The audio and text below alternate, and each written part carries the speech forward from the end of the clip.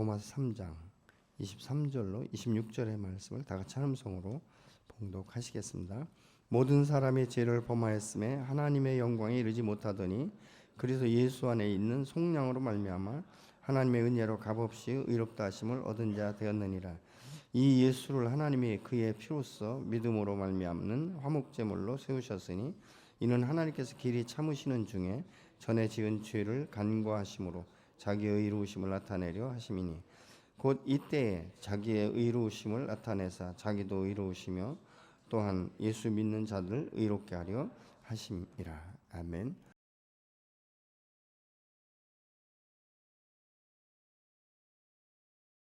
오늘 말씀 제목은 우리의 화목 제물이신 예수 그리스도입니다.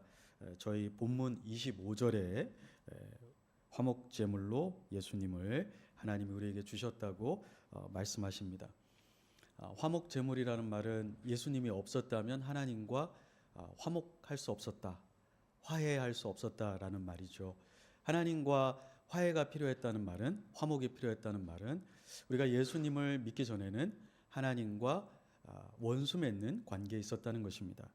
그래서 로마서 5장에 보면 우리가 예수 그리스도로 말미암아 구원받기 이전에는 하나님의 원수였다 이렇게 얘기합니다. 하나님을 등지일 뿐만 아니라 하나님을 인정하지 않고 하나님의 뜻을 양심적으로 알면서도 하나님의 뜻에 거스리는 삶을 살아오는 것이 예수를 영접하지 않은 모든 사람의 형태입니다. 왜 하나님의 이러한 그 원수가 되었을까요? 23절에 보면 모든 사람이 죄를 범하였음에 하나님의 영광에 이르지 못하더니 라고 되어 있습니다. 네, 그렇습니다. 모든 사람이 죄를 범했기 때문입니다. 특별히 모든 사람이라는 것이 중요합니다.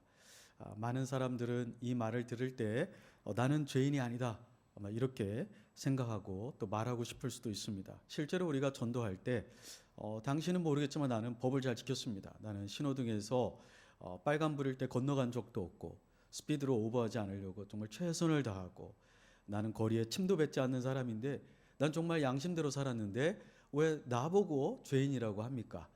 세상에 감옥에 가 있는 사람들이 죄인이지 나는 죄인이 아닙니다.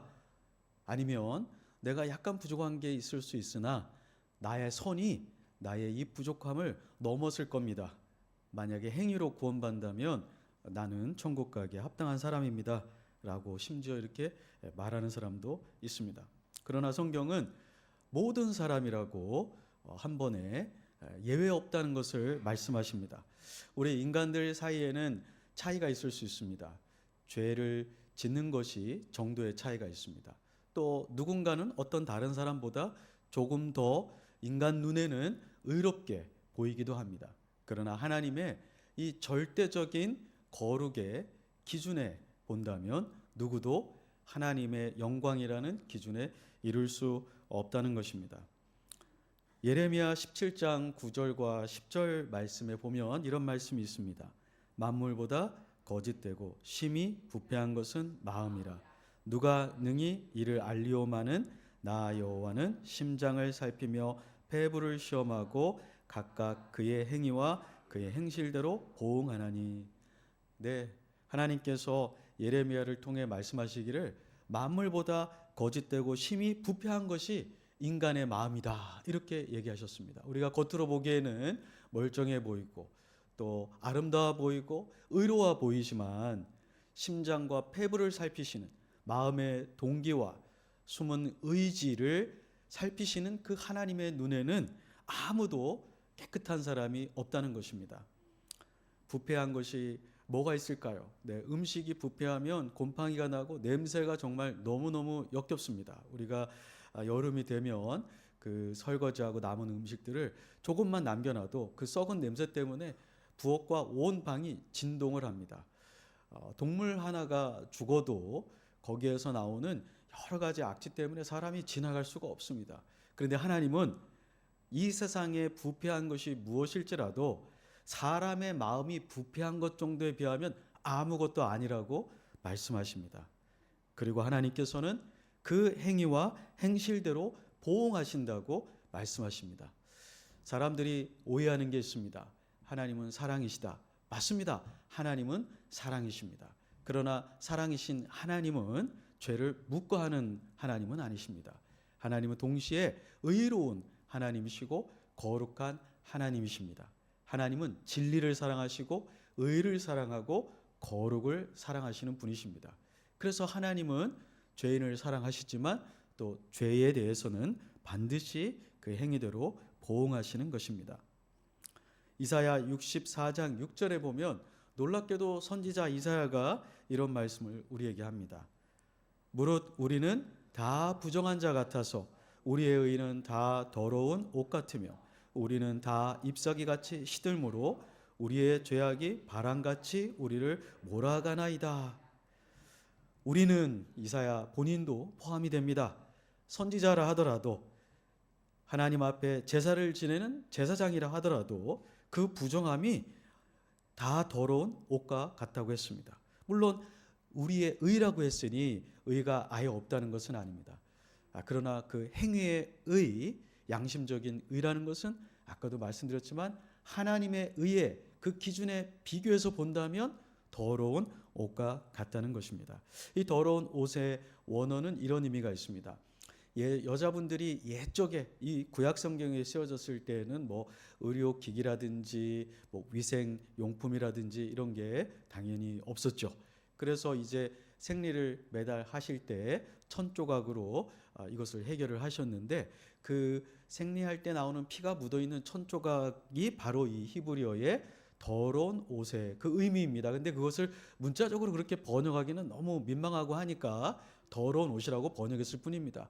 자, 누가 그렇게 정말 생리를 통해서 나온 피가 묻은 그 옷으로 그 천으로 옷을 해 입고 결혼식에 가겠으며 돌잔치에 가겠으며 또 데이트할 때 누가 그런 옷으로 나아갈 수 있겠습니까? 그걸 빨았다고 한들 빨았으니까 괜찮다고 입고 갈 사람은 아무도 없습니다. 하나님은 우리가 인간적인 의가 없다고 말씀하는 건 아니시지만 그 인간적인 의라는 것이 결국은 하나님 앞에서는 아무 소용이 없다는 것을 말씀하시면서 심지어 그 우리에 있는 조그마한 보잘것없는 그 인간 수준의 의라는 것은 다 잎사귀 같이 시든다 이렇게 얘기하셨습니다. 제가 연구실에 화분이 이렇게 있습니다. 그런데 몇 주 어디 갔다 오면 물을 못 줘가지고 잎사귀가 이렇게 말라 있는 게 있습니다. 제가 그것을 제거하려고 손만 대면 어떻게 될까요? 부스러지고 그냥 떨어집니다. 너무 힘이 없습니다. 그래 우리 인간의 그런 의라는 것은 때가 되어 하나님의 심판에 서게 되면 어떻게 된다고요? 바람같이 우리의 죄악이 우리를 바람이 마치 이 시들어진 낙엽을 그냥 휙 하고 사라지게 하듯이 우리의 인간 의도 우리의 죄가 그렇게 우리를 몰아간다고 얘기하고 있습니다. 그렇기 때문에 시편 143편 2절에는 심지어 하나님의 마음에 흡족하다라는 평가를 받았던 다윗도 이렇게 고백하고 있습니다. 주여 나로 하여금 주의 심판석에 서지 않게 하옵소서. 사람으로 하나님의 눈에 의로울 인생이 하나도 없나이다. 그렇게 하나님이 다윗을 보고 기뻐하셨거든요. 참 내 마음에 흡족하다. 그런데 그 다윗조차도 하나님의 심판을 생각하니까 자기의 의로는 절대 하나님을 통과할 수 없다는 걸 알고 있었습니다. 우리가 다윗의 인생 가운데 그의 위대함도 알지만 또 그가 하나님 앞에 범죄함도 우리가 잘 알고 있습니다. 그렇게 오실 메시아에 대한 표상으로 쓰임받았던 그 위대한 그 시편에 얼마나 많은 시편들을 선지자로서 예언을 받아서 썼던 선지자인 그분도 하나님 앞에 감히 그 심판석에 설 수 없었다면 오늘 여러분과 저 그리고 이 세상의 그 어느 인간이 하나님의 심판석에 설 수 있겠습니까? 그런데 하나님께서는 우리를 정말 사랑하시고 긍휼히 여기셔서 다 우리의 죄값대로 형벌을 받아 영원한 지옥에서 영원토록 멸망받도록 하지 아니하시고 구원의 길을 마련해 주셨습니다. 그것이 이제 24절에 있습니다. 23절은 우리에게 정말 절망은 선포하고 있지만 24절은 이제 하나님의 복음을 우리에게 보여주고 있습니다. 그리스도 예수 안에 있는 속량으로 말미암아. 속량은 우리를 건져낸다는 것입니다. 무엇으로부터요?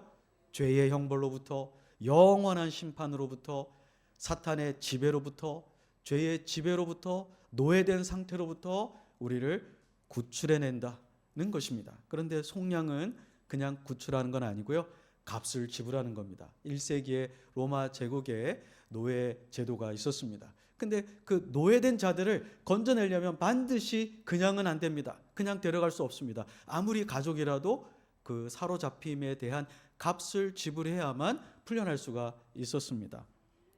우리의 값은 얼마일까요? 우리의 죄는 얼마나 큰 죄일까요? 마태복음 18장에 보면은 1만 달란트를 빚진 사람이 나옵니다. 근데 그 1만 달란트 빚진 자가 결코 갚을 수 없어서 주인이 너무 불쌍해서 자기가 집도 팔고 몸도 팔고 하면 갚을 수 있으니 기다려달라는 말에 너무 기가 차고 불쌍히 여겨서 그를 탕감해 줍니다. 1만 달란트는 현재 6조에 해당합니다.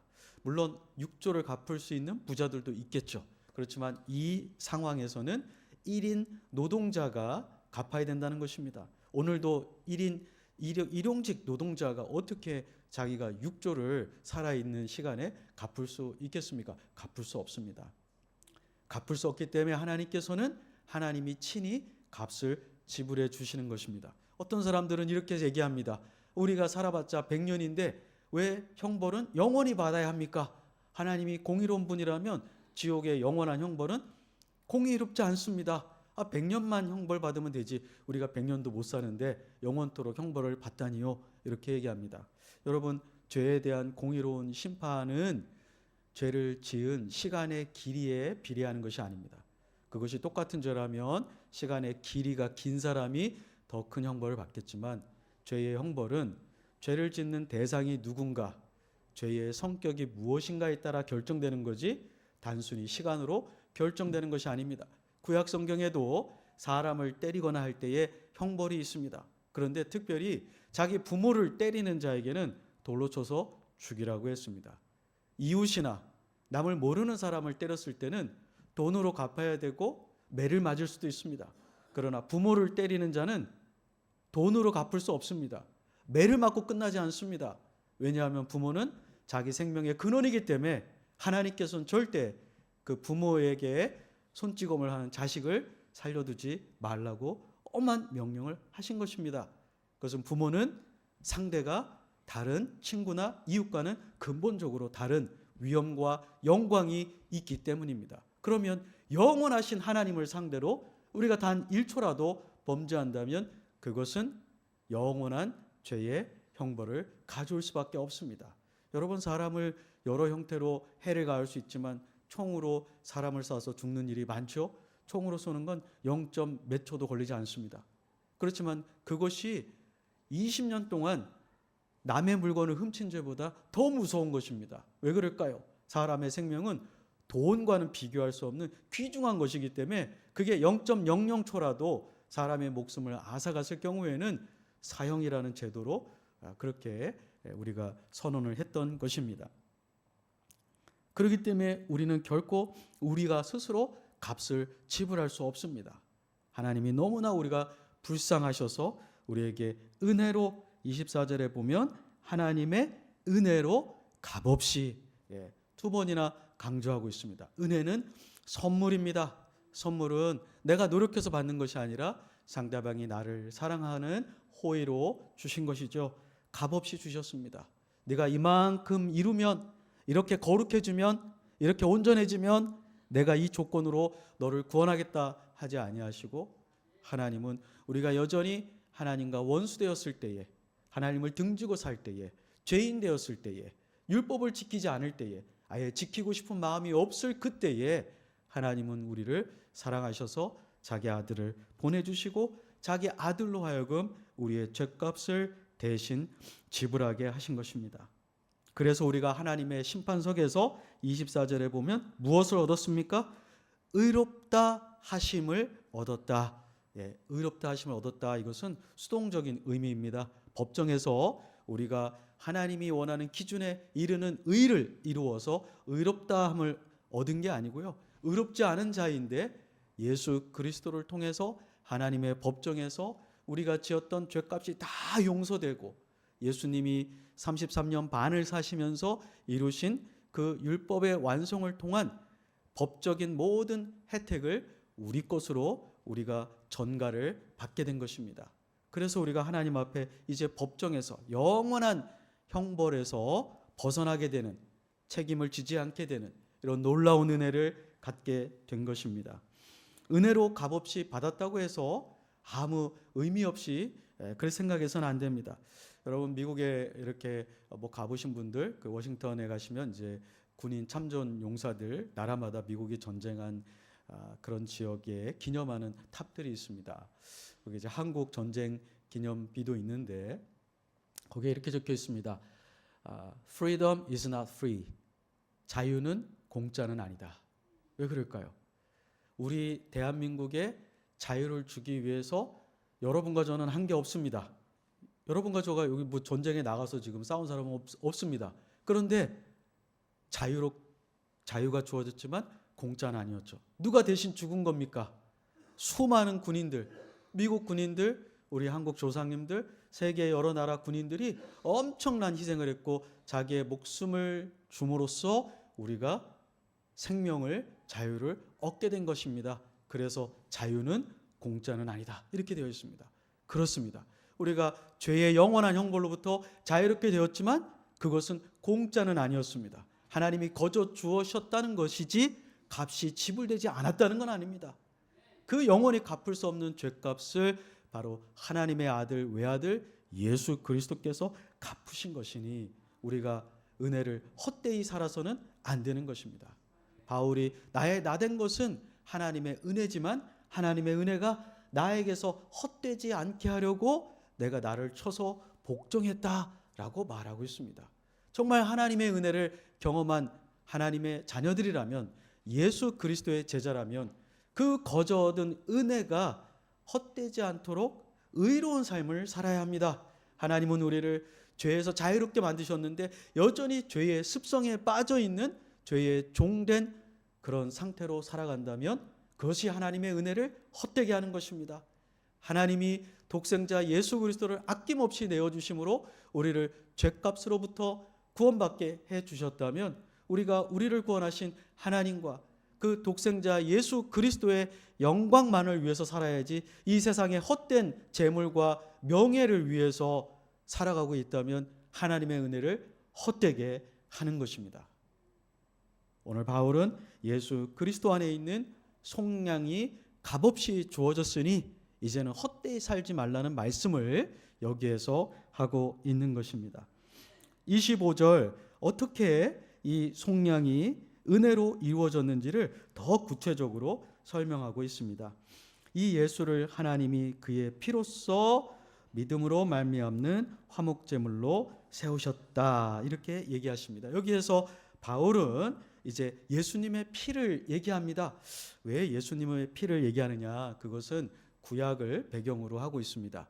구약에서 하나님 앞에 제사를 지낼 때 반드시 그 동물을 죽여 그 피를 하나님께 드림으로 죄 지은 사람을 대신하여 이 동물이 죄값을 지불했습니다. 이 동물이 죽었습니다. 그러니 하나님 아버지 이 제사를 지낸 사람을 대신 용서하여 주시옵소서.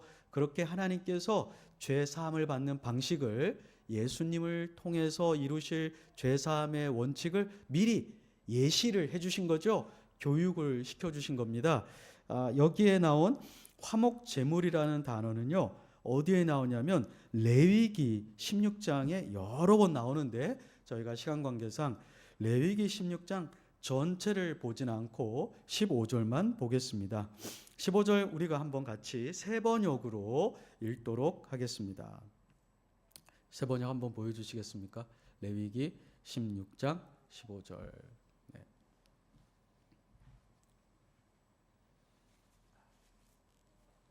네, 없으시면 제가 그냥 읽겠습니다. 그리고서 아론은 성소 밖으로 나아가서 백성의 죄를 속할 속죄제 염소를 잡아 그 피를 가지고 지성소로 다시 들어와서 수송아지 피를 뿌릴 때와 같이 속죄소 위 힐라스테리온 속죄소 위와 앞에 그것을 뿌려야 한다. 네. 이 지금 상황은 어떤 거냐면요. 여러분 이스라엘의 대속죄일이라는 게 있습니다. 1년에 한 번. 그것이 레위기 16장에 기록되어 있는데요. 대제사장이 수염소와 수송아지를 잡아서 그 피를 지성소 안에 들어가서 법궤의 뚜껑 위에다가 뿌립니다. 그 법궤의 뚜껑을 속죄소 위라고 부르는 것입니다. 법궤의 뚜껑. 지성소에는 법궤가 하나 있거든요. 그 법궤 안에 뭐가 있지요? 법궤 안에는 모세의 두 돌판, 십계명이 있고요. 아론의 쌍난 지팡이 이런 게 있습니다. 그리고 그 법궤를 덮은 뚜껑인데 한번 그림을 한번 보여주시겠습니까? 네, 이제 뭐 우리가 정확하게는 모르지만 대부분 이제 학자들이 그 지성소 안에 있었던 성경에 대한 묘사를 본다면 이렇게 그룹들, 천상의 존재인 천사와 같은 존재인 그룹들이 두 날개를 펴서 서로 있고요. 그 그룹들이 바라보는 이 뚜껑 있죠? 이 뚜껑이 바로 힐라스테리안 속죄소 위라고 되어 있고요. 다른 한국말 번역에는 속죄소 뚜껑 이렇게 되어 있습니다. 바로 이 속죄소 위 힐라스테리온 속죄소 뚜껑이 뭐냐면 25절에 우리말 로마서 3장 25절에 화목제물입니다. 거기 여러분 성경에다가 그렇게 써놓으셔도 좋아요. 레위기 16장 15절 속죄소 위 또는 속죄소 뚜껑. 네. 그런데 왜 바울이 그러면 레위기 16장 15절에 있는 속죄소 뚜껑이라는 단어를 예수님의 십자가 사역에다가 썼을까? 굉장히 의미심장합니다. 이 속죄소에 들어갈 수 있는 건 대제사장이 1년에 한 번인데 그때 반드시 피를 속죄소 뚜껑 위에 뿌림으로써 하나님께 이렇게 간구하는 겁니다. 십계명은 그 아래에 있는 십계명은 하나님의 의와 하나님의 거룩을 상징하는데 인간의 죄악 때문에 절대 인간 죄인은 하나님의 임재 가운데 완전하게 들어갈 수가 없습니다. 아까 모든 사람이 범죄함으로 하나님의 영광에 이르지 못한다고 그랬죠? 지성소의 영광에는 죄인은 절대 들어갈 수 없습니다. 유일한 길은 피를 가지고 들어가서 그 뚜껑에다가 뿌림으로써 그 뚜껑을 피로 덮는 것입니다. 하나님의 의와 거룩은 죄의 삭은 사망이다. 죄인은 반드시 죄값을 지불하고 죽어야 한다. 육체적으로 뿐만 아니라 영원히 지옥에서 그 형벌을 받아야 한다라는 걸 요구합니다. 그런데 이제 하나님, 이 죄를 지은 자가 이 동물에게 안수했고 이 동물에게 죄가 전가되었습니다. 그리고 이 동물은 죽었습니다. 그러니 하나님의 진노를 누그러뜨리시고 하나님의 의로운 진노를 이제 그만 바라시고 하나님께서 이 죄인을 용서하여 주시고 구원하여 주십시오. 이런 의미입니다. 그래서 그 로마서 3장 25절에 현대어 성경을 한번 우리가 보겠습니다. 현대어 성경 요거를 그냥 계속 올려놔 주세요. 하나님께서는 그리스도 예수를 보내 우리가 지은 죄를 대신하여 벌받게 하심으로써 우리에게 내릴 진노를 멈추셨습니다. 그리스도의 피와 우리가 가진 믿음으로 진노를 거두고 우리를 구원하신 것입니다. 거기까지. 네. 지금 이 현대어 성경이 한국어로 번역된 성경 중에 제일 잘 화목제물이 구약의 어떤 의미였는지를 설명하고 있습니다. 우리는 하나님의 사랑을 생각하고 또 십자가를 보면 이제 예수님이 죄인을 위해서 보여주신 사랑을 생각합니다. 맞는 말씀입니다. 로마서 5장 8절에 보면 우리가 아직 죄인 되었을 때에 그리스도께서 우리를 위하여 죽으심으로 하나님께서 우리에게 대한 자기의 사랑을 어떻게 하셨다고요? 확증하셨느니라. 우리가 십자가는요, 하나님이 얼마나 우리를 사랑하길래 정말 죄인을 위해서 아들까지 아낌없이 줄 수 있는가. 여러분, 누가 누구 사랑하는지 안 하는지는 어떻게 알죠? 똑같이 이렇게 여러 사람이 있는데 자기가 사랑하는 사람한테는 선물을 줘도 급이 다릅니다. 급이 달라요. 더 비싼 거 주고요, 희귀한 거 주고요, 아낌없이 줍니다. 애기들도 보면 그 자기의 생명과 같은 과자나 사탕을 엄마한테도 안 줄 때 있어요. 아빠도 잘 안 주고. 근데 자기가 볼 때 예쁘게 생긴 누나들 있잖아요. 아낌없이 주더라고요. 예. 우리가 사랑하게 되면요, 아낌없이 줍니다. 근데 하나님은 우리를 얼마나 사랑했길래 우리가 아직 하나님과 원수 되었을 때에, 죄인 되었을 때에 그 아들을 아끼지 아니하시고 우리에게 내어주셨다고 하셨습니다.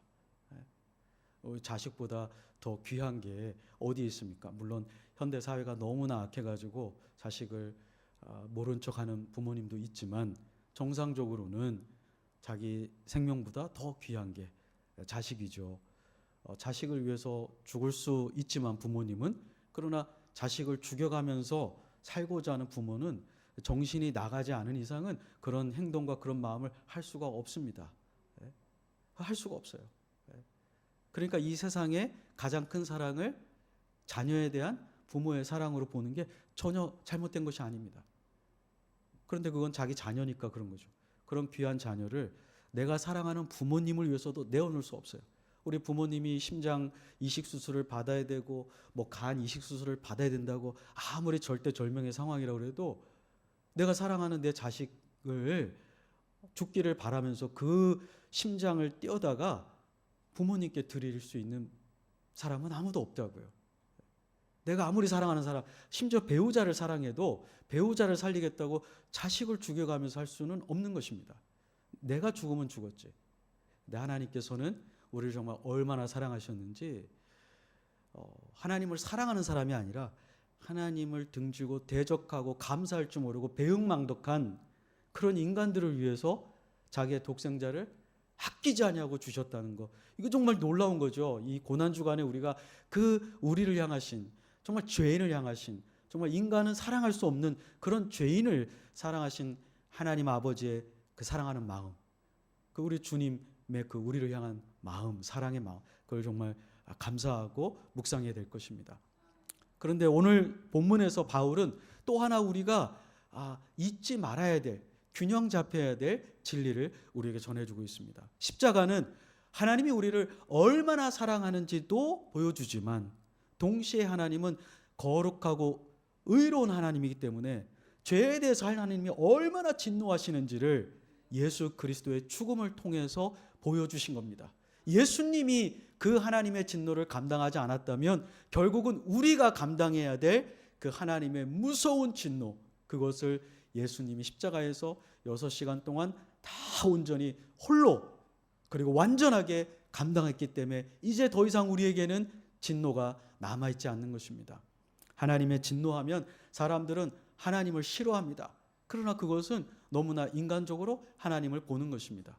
우리가 성경에서 하나님이 진노한다고 할 때 왜 감정적으로 그렇게 좋지 않을까요? 그것은 우리가 상대하는 인간들 중에, 사람들 중에 진노할 때 좋은 사람을 본 적이 없기 때문입니다.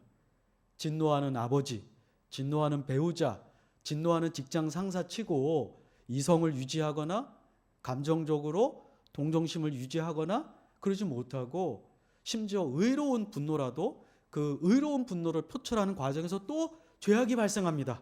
상대방이 정한 죄보다 더 큰 피해를 일으키기 때문에, 그래서 하나님은 사적인 복수를 금지하신 겁니다. 원수 갚는 건 내게 있으니 너희는 갚지 마라. 너희는 절대적인 의를 판단할 수 없다. 하나님이 유일하게 인간 사회가 유지되도록 국가적인 공적인 법제도는 남겨두셨지만 그것도 완전하지 않죠. 우리가 국가의 사법제도가 완전하지 않다는 건 다 알고 있습니다. 그래서 최후 심판이 있는 것입니다. 절대 의로운 하나님께서 완전한 심판을 하시는 거죠. 그런데 하나님이 죄인을 향해서 사랑만 가지고 있는 것이 아니라 이 진노하심이 있습니다. 이 진노하심 아래에서 아무도 살아갈 수 없는데, 감사하게 예수님께서 십자가에서 피를 흘리시면서 완전하게 죽으심으로 하나님의 진노를 다 끝냈기 때문에 이제 우리는 하나님을 무서워할 필요가 없습니다. 여러분, 하나님 무서운 심판자입니까? 맞습니다. 그러나 예수 안에 있으면 뭐가 있다고요? 24절, 그리스도 예수 안에 속량이 있습니다. 죄사함이 있고요. 그리스도 예수 안에 하나님의 진노를 피하는 하나님과의 화목이 있습니다. 그래서 바울이 그 대제사장만 들어갈 수 있는 지성소의 그 법궤 뚜껑이라는 것을 예수님께 쓴 거예요. 그래서 이게 뭐냐면 아까 그 레위기 16장 15절에 보면 한번 보여주세요. 거기 속죄소가 개역성경 각주에 보시면 여러분 개역개정 성경에 보면 시은좌 이렇게 돼 있어요. 시은좌. 네. 뭐 그게 옛날에 한국 그 한문이거든요. 베풀 시자, 은혜 은자, 자리 좌자. 하나님이 죄인에게 은혜를 베푸실 수 있는 유일한 자리가 있는데 법궤 뚜껑 위에 피가 있을 때 하나님은 절대로 의로 절대로 거룩한 하나님은 진노 대신 은혜를 베풀 수 있는 겁니다. 희생양의 피가 있을 때. 근데 그건 상징이었고요. 이제 진정한 영원한 우리에게 하나님의 어린 양이 계시니 바로 예수 그리스도가 피를 흘리심으로 단번에 그 모든 하나님의 진노를 끝냈기 때문에 예수님만이 우리의 진정한 시은좌입니다. 누구라도 하나님 앞에 은혜를 받고자 한다면 예수 그리스도에게 와야 되는 것입니다. 예수 그리스도 안에 머물러 있어야 하는 것입니다. 저는 오늘 이 가운데 혹시 오랫동안 예배당에는 출석하셨지만 예수 그리스도를 통해 영원한 제사함을 경험하지 못하신 분이 있다면 주저하지 마시고 분노하시는 심판자 하나님을 만나지 마시고 이 시간에 예수 안에만 들어가면 믿음으로 들어가면 하나님의 진노를 피할 수 있다는 복음을 믿기를 바랍니다. 25절에 보면은 믿음을 강조합니다. 물론 하나님이 예수 그리스도를 통한 속량을 우리에게 값을 요구하지 않고 주셨지만 우리에게 요구하는 게 한 가지 있습니다. 믿음입니다. 믿음입니다. 얼마나 감사해요. 믿음을 요구하는 것도 은혜입니다. 하나님이 만약에 잘생긴 사람만 구원받게 하면 누가 여기서 얼마나 돈 많은 사람만 구원받게 한다면 누가 공부를 잘하는 사람만 구원받게 한다면 하나님의 지식에 누가 이르겠으며 하나님의 부여함에 누가 이룰 수 있겠습니까? 이룰 수 없습니다. 다 구원받지 못합니다. 그런데 하나님께서는 믿기만 하면 속량을 얻을 수 있도록 믿기만 하면 예수님을 영접하기만 하면 예수님과 믿음으로 연합되기만 하면 예수님 안에서 모든 구원의 은혜를 주신다고 하니 얼마나 감사합니까? PhD 하겠다다가 자살하는 사람도 있고 비즈니스 잘 살아보겠다고 하다가 망해서 죽겠다고 하는 사람도 있고 아무리 노력해도 벗어나지 못하는 이 경제적인 굴레도 있고 공부를 하고 싶어도 할 수 없는 이 세상에는 우리가 할 수 없는 것들이 너무나 많습니다.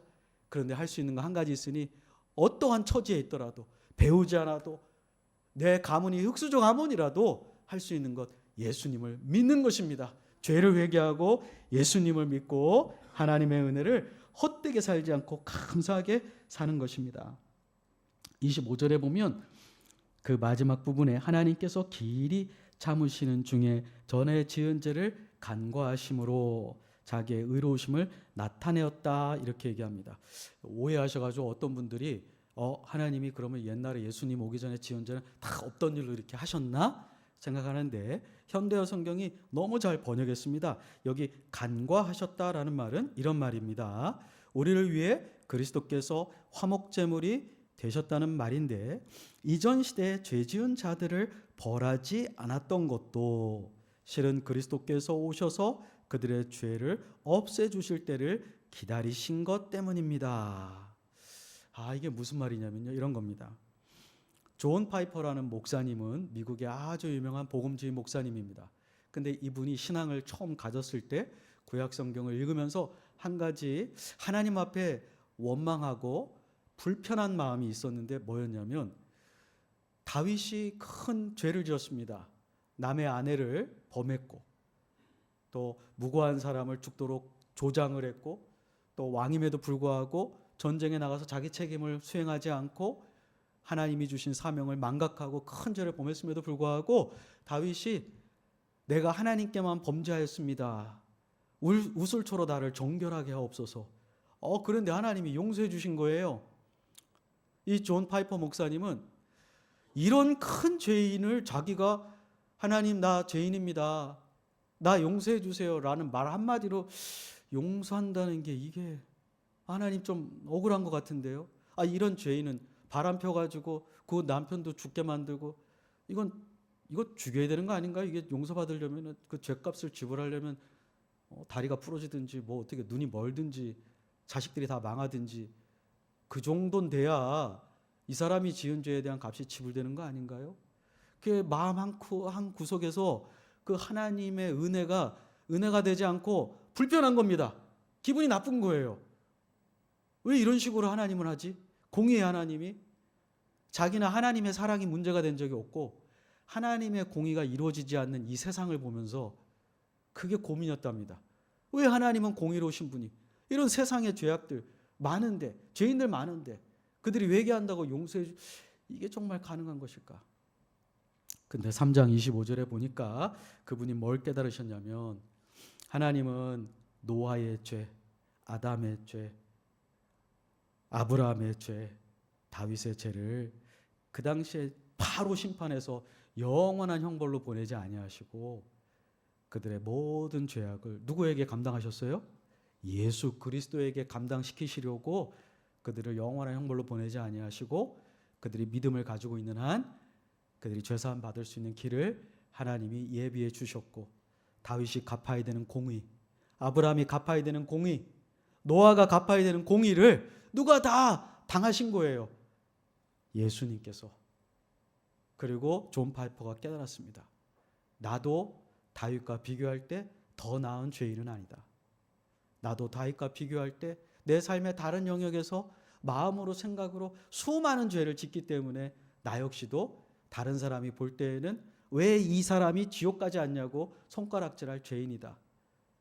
그리스도께서 나 받아야 될 모든 이 하나님의 진노 공의의 값을 다 지불하셨구나. 그래서 하나님의 공의도 이루어지고 하나님의 사랑도 이루어지는 이 십자가를 감사하게 되었다는 고백을 제가 글에서 읽은 적이 있습니다. 25절 마지막에 하나님이 자기의 의로우심을 십자가에서 예수 그리스도의 죽으심을 통해 나타내려 하셨고 26절 이때에 자기의 의로우심을 나타내사 자기도 의로우시며 또한 예수 믿는 자들을 의롭다 하려 하심이라. 여기 의롭다는 말이 하나님께 몇 번 나왔습니까? 25절 한 번, 26절에 두 번, 그리고 예수 믿는 사람도 의롭게 된다 이렇게 되어 있습니다. 십자가는 사랑에 대한 것이기도 하지만 또 뭐에 대한 거냐면 의롭게 되는 것입니다. 우리 죄인만 의롭게 되는 게 아니라 우리를 용서해 주시는 하나님도 의로운 재판장이어야 되고 우리를 용서할 때도 의롭게 용서해 주셔야 됩니다. 왜요? 여러분 감옥에 있는 사람이 있습니다. 우리가 사랑하는 사람입니다. 그래서 우리가 아직 죄값을 지불하지도 않았는데 감옥에 다이너마이트를 갖다 놓고 문을 폭파시켜서 그 사람을 끄집어내면 어떻게 될까요? 그렇게 한 사람도 범죄자이고 그 사람을 따라 나간 사람은 또 죄가 어떻게 될까요? 더 더해집니다. 탈옥한 죄가 이전의 범죄에 더해지는 거죠. 여러분 용서는 의롭게 이루어져야 됩니다. 죄값이 지불된 다음에야 용서함이 있는 겁니다. 그래서 하나님은 우리를 용서할 때 그냥 말로만 조동선 내가 너를 사랑하니 용서한다 이렇게 할 수가 없는 하나님이십니다. 본성상 의로운 하나님이기 때문에 저의 죄값이 반드시 지불되어야 되는데 그것을 우리 예수님께서 해 주셨기 때문에 하나님은 예수 그리스도 안에 있는 자에게 용서해 주시고 로마서 8장 1절에 보면 누구든지 예수 그리스도 안에 있는 자에게는 더 이상 무엇이 없다고요? 정죄함이 그래서 없는 것입니다. 하나님이 의를 타협하신 게 아니고요. 의로우신 하나님이 완전한 공의를 이루시면서 예수 안에서 우리를 용서했기 때문에 이제 여러분과 저는 가짜 용서를 받은 게 아니라 진짜 용서를 받은 거고요. 영원한 죄값을 단번에 이뤘기 때문에 사탄이 우리를 너는 여전히 죄인이야 라고 말할 때에 아니야 나는 예수 그리스도 안에서 영원한 구원을 얻었어 라고 담대히 말할 수 있는 믿음을 가지셔야 합니다. 다만 이제 우리가 값없이 받은 은혜를 헛되게 써서는 안 되고 26절에 있듯이 하나님이 법정에서 우리를 의롭게 하셨으니 27절부터 읽지는 않았지만 바울은 자랑하지 말라. 너희가 행위로 구원받은 것이 아니니 자랑하지 말라. 하나님 앞에 늘 겸손하고 형제 자매 앞에서 내가 당신보다 나은 사람입니다. 내가 우월한 사람입니다. 라고 말하지 마라. 행위로 구원받은 것이 아니니 형제 자매를 대해서도 겸손하라. 그리고 의의 삶을 살아라. 우리가 예수와 함께 죽었고 장사 지내고 부활했으니 어떻게 죄 가운데 더 계속 거하리요? 정말 예수 그리스도의 십자가의 사건으로 하나님과 화목한 자가 되었으면 하나님을 기쁘시게 하는 삶을 살아라. 이렇게 우리에게 말씀하십니다. 생숙교회 성도님들이 우리의 화목제물 대신 예수 그리스도를 날마다 의지하고 세상에 전파하는 삶을 살기를 바랍니다. 우리 잠깐 기도하겠습니다.